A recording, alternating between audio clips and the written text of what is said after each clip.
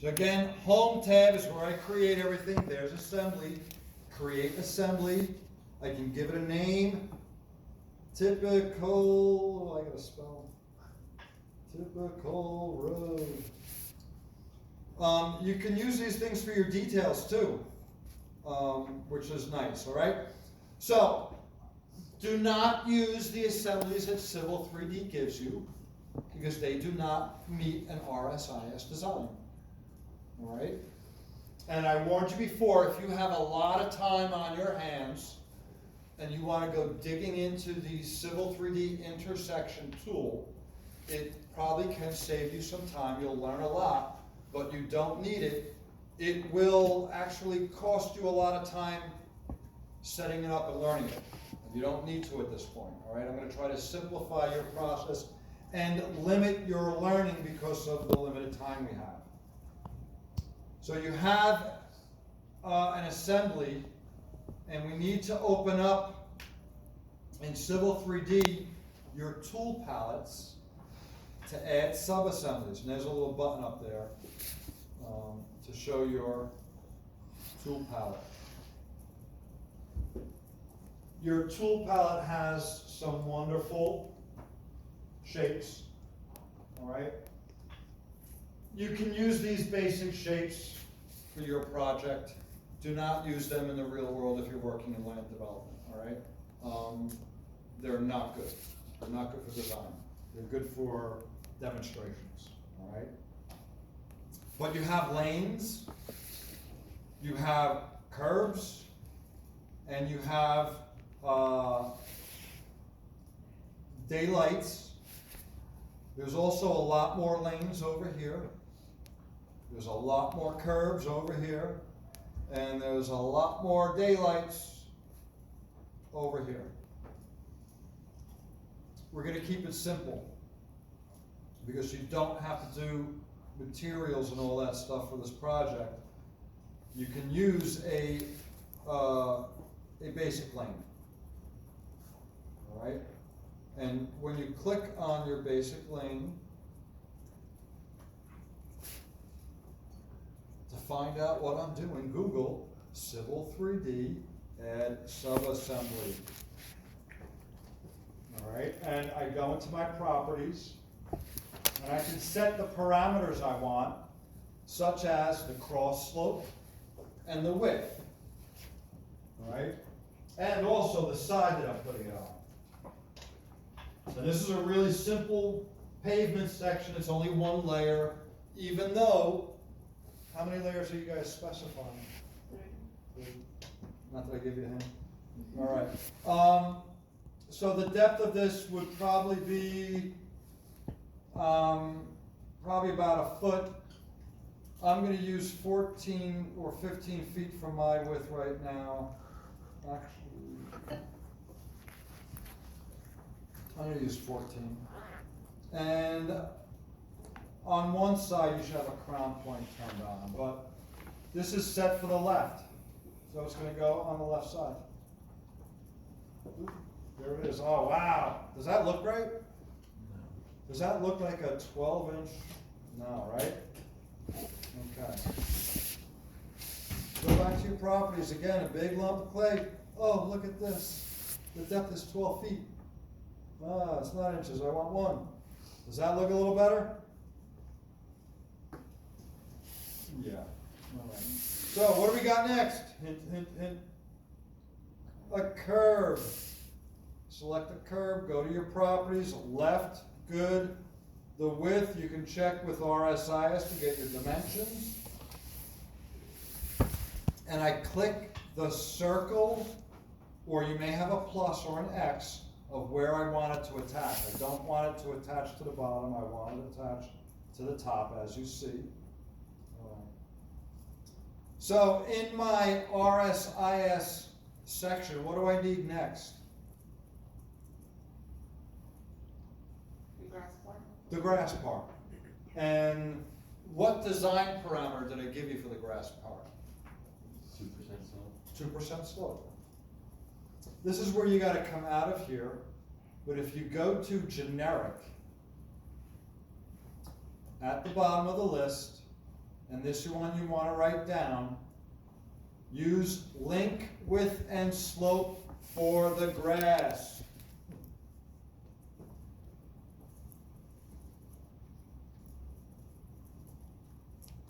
A lot of people always worry. As long as you get your dimensions correct, it doesn't matter which pavement section you use or curb section you use. Is it showing a 1/2 foot and a 1/2 foot? You know what I mean, per RSIs? Is it showing the 12-inch depth? It doesn't matter how many layers it has, you can configure it, but for the grass section, link, width, and slope is going to allow me to do just what it says. I'm going to link, let's select it again, and go to our properties, and I'm going to go back 10.5 feet. It's going to be on the left side and 2% slope. I click it and boom. All right, so this should be 25 feet now from here, and shift right click, P for perpendicular. Ooh, 2503, so it's picking up slope differences, right? But that's what you should have, because that's the center line and the right of way. And what do we need to do now from the right of way out? Okay. We need a daylight, all right? And up inside here, this is another one you're going to want to write down. Use the basic side slope cut ditch.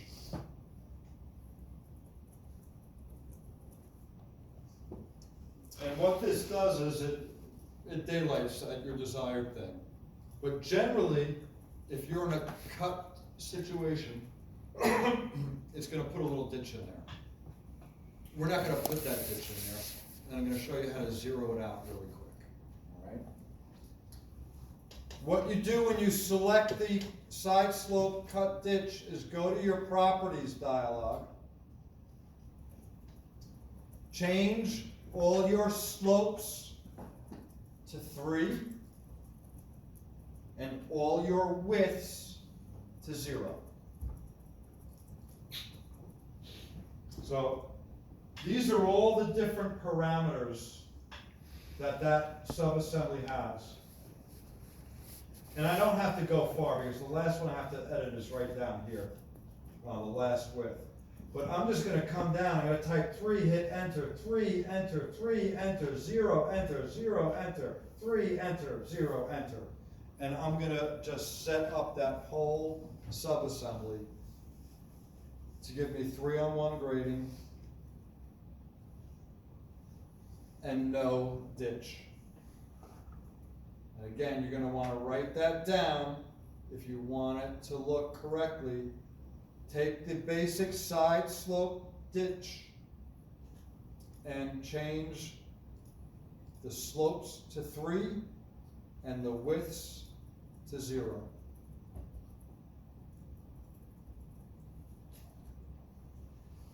So, what do I love about roadway geometry? It's symmetrical. And if I take these subassemblies and right click, I can mirror them. These are not your AutoCAD copy, your AutoCAD mirror, or AutoCAD move. These are specific subassembly commands. And I need to choose the green line, and boom, I'm done. Does that look like the section I gave you? Close? All right. The ones that Autodesk ship with don't have any of this, and they daylight right from the curve. You could change it, but it's just as easy to put the 3 pieces in. That's all it was. I'm sorry, 4 pieces. And then pop them around. All right. Now, when you do your roadway, ignore intersections and ignore cul-de-sacs for now. what I'm gonna do is I'm gonna build one corridor from here to here, one from here to here, and one from here to here. 3 of them I'm gonna make. Quick, easy, and I'm gonna take these pieces and later I'm gonna paste them into one final model. And I'm gonna do this to save you guys probably about 2 days worth of learning how to code corridors and intersections and cul-de-sacs. And 2 days would be generous. An introductory course to Civil 3D is 5 days, 8 hours. Introductory.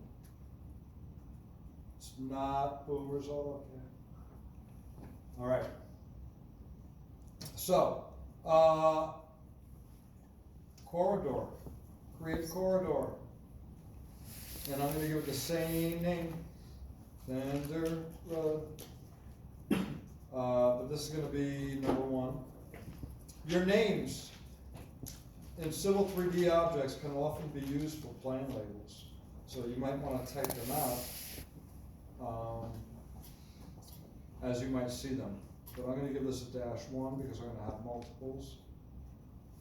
And through here, I can choose A, whether I want the corridor to be based on an alignment and profile or feature lines. We are, of course, using alignments and profiles, because that's what we just got done teaching you. You can choose your alignment, and you can choose your, ooh, does that look right? Do I want my proposed road on the EG profile? No, again, this is a big mistake. People don't set the right profile. Make sure you got that FGCL and your typical road assembly, and my target surface is the EG. That's telling those daylights at the end to look for existing ground when you get through there. And I come in and I can just say, okay, I'm going to shrink this a bit. And I can technically just exit this and it'll build a corridor. And boom, wow. Good start. But is it what I want?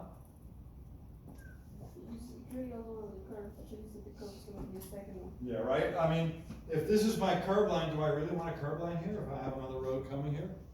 No.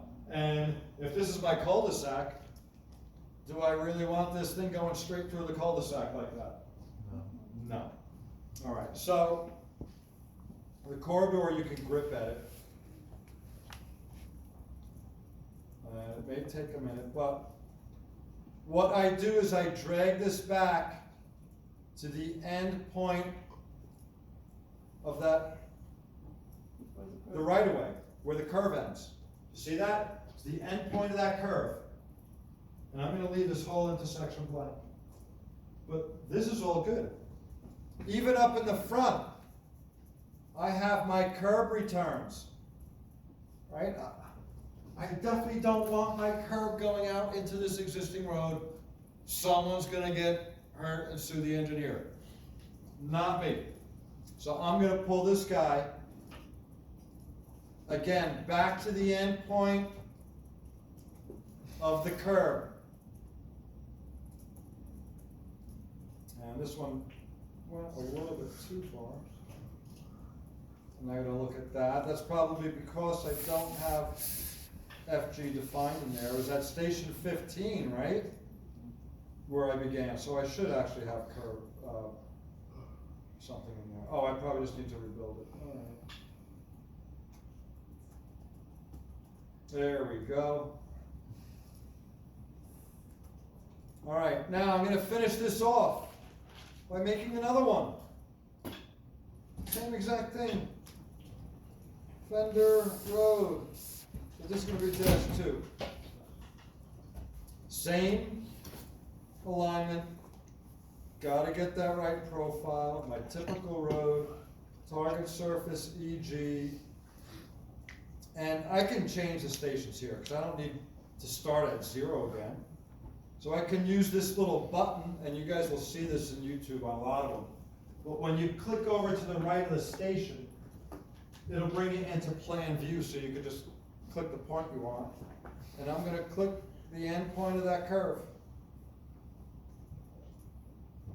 And then for the end, I'm gonna click the end point of this, but I gotta fix my cul-de-sac.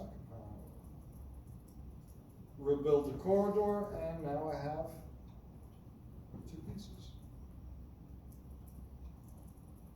All right, I've got to do one more over here, right? So I didn't quite get this guy done, but I got the alignment. What do I need? The profiles. Surface profile first, e.g. I don't need it twice.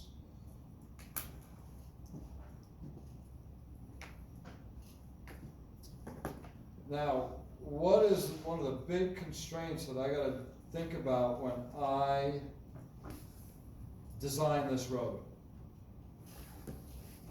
And we talked about this last week really quick. What's really important about this point? You have the same elevation.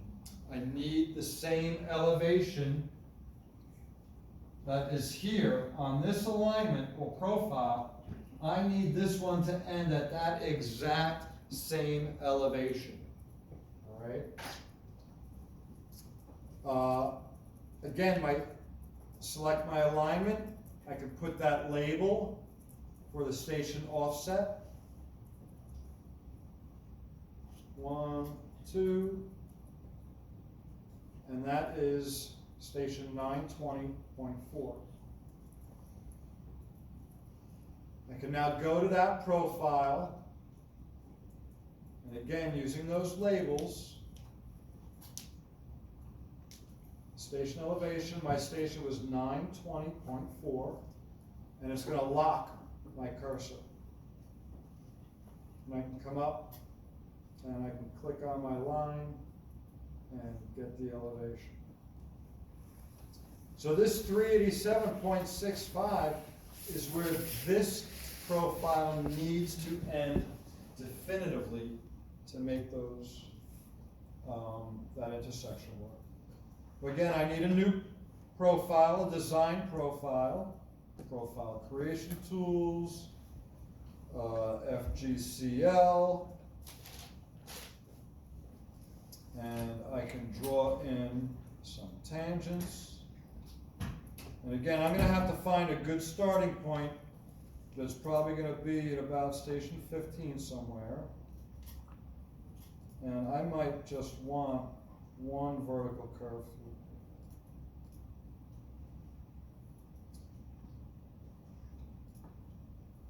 What's the ending elevation I need? Oop, that's up in here. Where'd that label go? There we go. I need 387.65.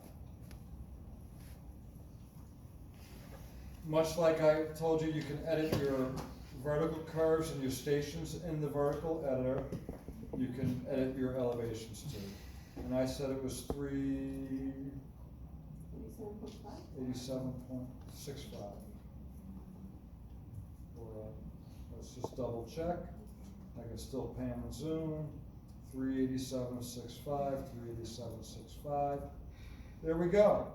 That point is in. Look at this. I could probably balance this a little better. Turn off my snap, bring this up. Note that endpoint is still holding. Put in my vertical curve that I want. 1, 2, and we'll try that 100. Not really quite what I want. Notice I can also grip edit this guy. But it's not going to go to an even increment, but it'll give me an idea of what I want. 228. So I can come back over here again and then change it to be probably like 250.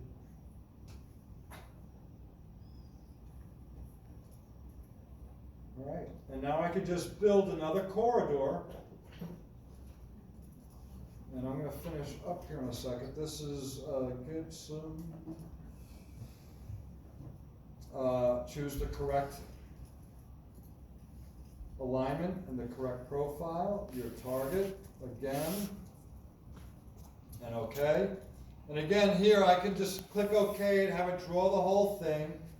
Or I can again give it my start station, which I've got to fix up some stuff here, but we'll start there.